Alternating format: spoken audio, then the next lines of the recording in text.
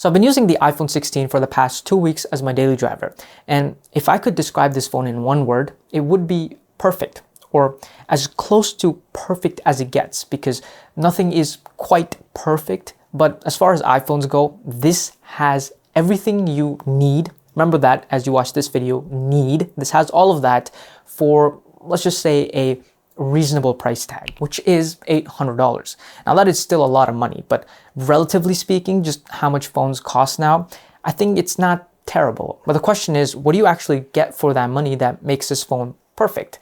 Well, let's start with the design and build quality. So it doesn't have a titanium frame, it doesn't have a stainless steel frame, it has an aluminum frame. And that's perfectly fine, I think. There's nothing to complain about. The back glass is Gorilla Glass, the front glass is Ceramic Shield 2.0, which is 50% more shatter resistant than Ceramic Shield 1.0, which is nice, a nice little upgrade. Not bad. It's also IP68 water and dust resistant, and the weight just feels right. It's not too light to feel cheap and plasticky, and it's not too heavy to be uncomfortable to use. And I mean, just look at this thing. It looks so nice. This has to be one of the best looking iPhones in a very long time. It's certainly the best this year, especially in this black color with this matte finish.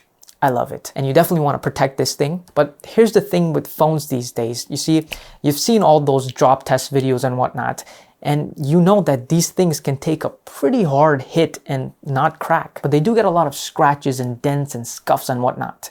So to prevent that, I don't think there's a better solution than just putting on a really basic case like the one I have here from TAC. It's super thin, super lightweight, barely adds anything to your phone while still protecting it from those scratches, dents, and scuffs and all of that. And it still has MagSafe, you've got your cutout for the camera control button, and because it's crystal clear, it really allows you to enjoy the color of your phone. They of course also make them for the iPhone 16 Pro, so if you have this is the one to get. But if you're looking for something a bit different, they also have one in this black tinted kind of look, which I think also looks really nice. So I'm gonna leave links below, check these out. But getting back to the phone, on the front you have a beautiful 6.1-inch OLED screen, which is honestly just the right size. It's perfect because it's not so small that you are left desiring a phone with a big screen, and it's not so big that it's like one of the Max models that it's really hard to use with one hand. This even gets just as bright as the iPhone 16 Pro screen. It goes all the way up to 2000 nits of peak brightness, which is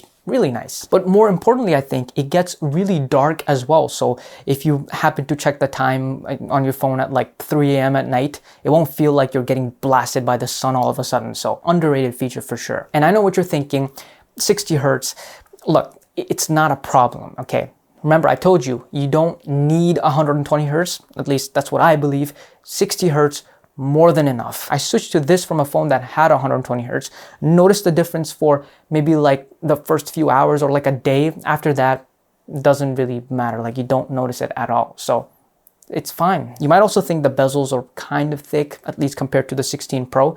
But again, you don't need thin bezels. It's just, you know, bezels, like just looks, who cares? And they're about the same thickness as the iPhone 14 Pro just 2 years ago. But the screen has accurate colors, the viewing angles are great, it's sharp, it's great. Now you could argue that gaming is one thing where having 120 hertz would be really nice, and I would agree, especially games with a lot of movement. But you can still play those games on this phone just fine. They might not feel as smooth as they might on the 16 Pro.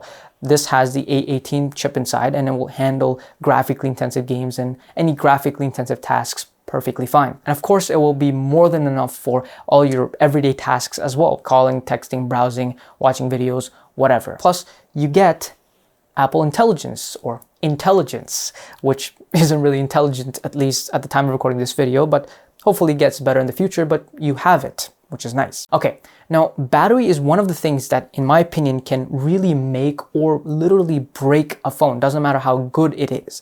So how's the battery life on this?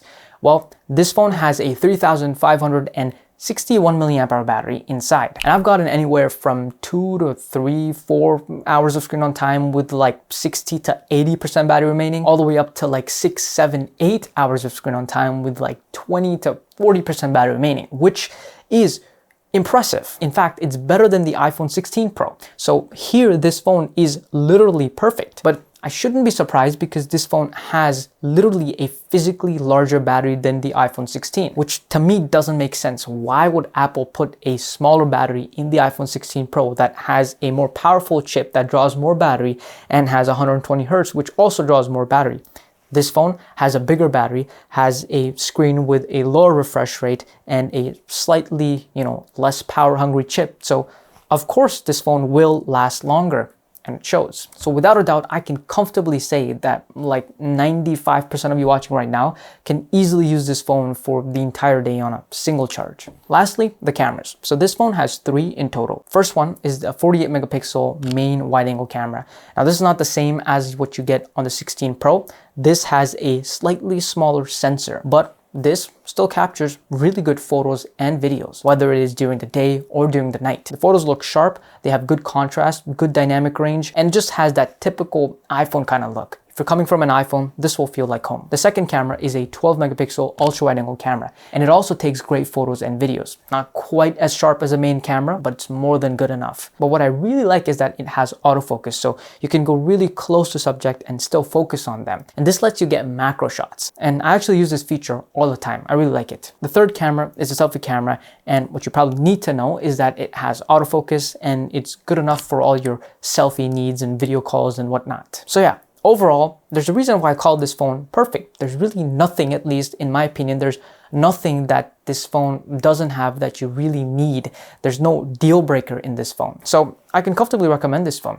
In fact, I think this year or this generation, this is the iPhone to get. Now, if this phone is above your budget, then you might want to check out this video where I compared the iPhone 16e to the 15 Pro. They're both in the same price range and cheaper than this phone. So check this out. I think you're going to find it very helpful. And I'll see you there.